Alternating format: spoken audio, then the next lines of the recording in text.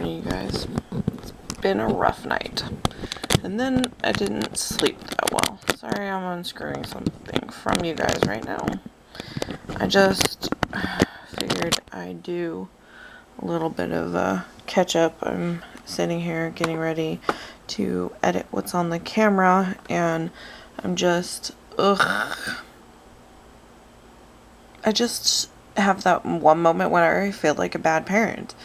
We sat everybody down, including Mom, to have a conversation. Anyone having any problems needed to be aired instead of sucking it up and just expecting the problem to go away. And so we've had issues with if Xander's told to do something, he gets angry. And then he tends to lash out. And it hasn't just been me or Anthony, it's actually been his grandmother, and of course it's at his brother and sister. Well, last night we tried talking to him, and it wasn't just him that was the center of attention. It wasn't, hey, gang up on Xander. It's, this is the problem I have with you. You know, everybody needs to air their issue. There were issues even with me, and I took them in stride. But Xander cannot take any critiquing of him at all. Zero. And that's where I find it to be a big issue. Because he's not going to get through life or even have a job if he can't take being criticized even in a constructive manner. You really can't say anything like, Xander, pick up your socks, or what did I tell him? I told him that he needed to do his chores without crying or complaining or running at the mouth, that he just needed to do his chores, get them over with. They'll be done in minutes, that it's not worth being angry about. And then he got snippy and started to redirect his anger and said, basically was telling me how it was my fault or everybody else's fault, or it wasn't his fault.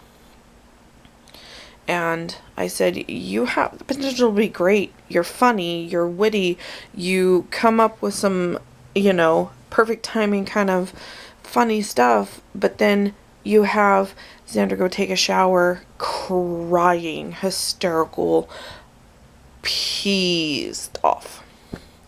And it's just like, you're 12, but mentally he's probably about 8.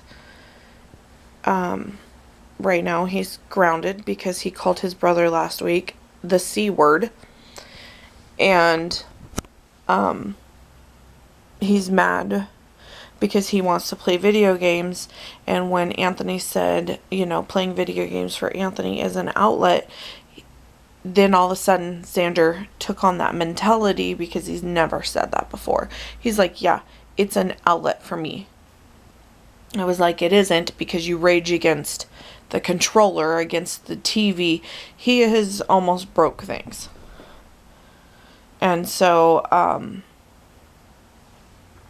I don't see that as, oh, it's a toy. Ducky had something hanging out of her mouth. I was like, ew, she found a real mouse, and it's dead. It's the flattened squirrel.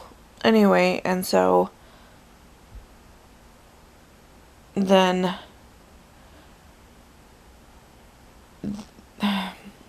the kids do this exercise with a group of friends. They get around and, gymnastics, stuff like that. I know that sounds really weird for teenagers, but they just get together to release some energy. They don't do it very often. Well, Xander wanted to go, and he's always complaining that we don't allow him to do anything. And it's not that we don't allow him to do anything. He's not mature enough to be part of this kind of situation. Well, come to find out last night, he was gorging himself, which he has self-control issues, on candy. Then he was doing everything possible to be center of attention. Like, they put out a mat because they were like doing rollovers, like someone was on their hands and knees and someone would flip over them, so they would match back to back. They did a human pyramid, just really odd stuff for teenagers, but I'm gonna take it because it's not, bad things. And so he would lay in the middle of the mat so they couldn't do it. He would be asked to move and he didn't want to. Then people were being mean to him.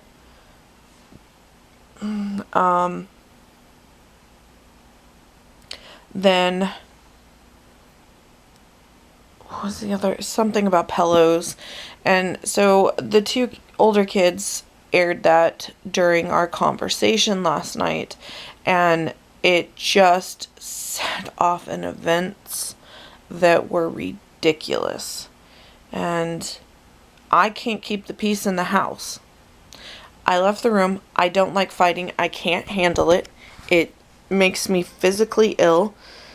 And I just went into the kitchen, put up dinner, was making cookies, just trying to get out of the situation, because at this point it was 20 minutes past any, what do I want to say? Past anything that was helpful, and now we're in hurtful mode, and now we're going after everyone, and everybody's against me, and everybody hates me, and so nothing was getting accomplished. And so I was just in the next room, and then Lex got hit. He smacked her in the face. She smacked him back, smacked her again.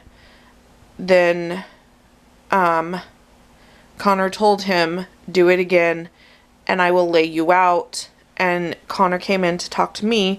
Lex is in the back porch for only a few minutes crying, and then she was in the bathroom throwing up because she can't handle stress at all. And Connor's like, tell me why I don't. I said, because I said don't. You're feeding into your brother, and so you're giving him what he wants. This is a feel good for him, and you are giving your brother the feel goods. And so that kind of changed Connor's mentality. But then Lex and I are doing dishes, and I'm still in the kitchen, but Xander comes into the kitchen to go after Lex again. It was physical there. I was trying to pull them apart because Connor said, I told you, if you laid a finger on my sister again, I'm going to lay you out. And yeah. So, Lex is trying to break them up. I'm trying to break them up. And Connor picks her up, moves her. He spins me around to get Xander, and he brought him into the front room and just pushed him down on his ass. And then Xander starts screaming at the top of his lungs about how he's calling 911, this is child abuse, and just threatening everybody.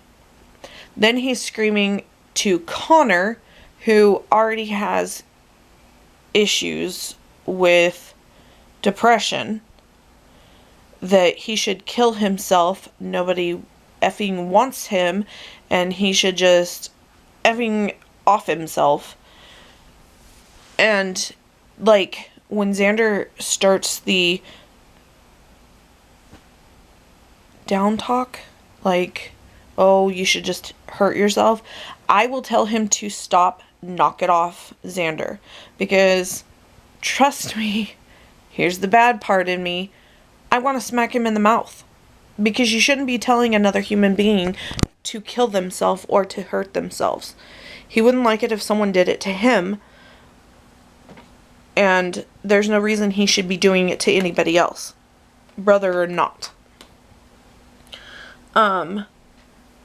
There were comments about Lex dying.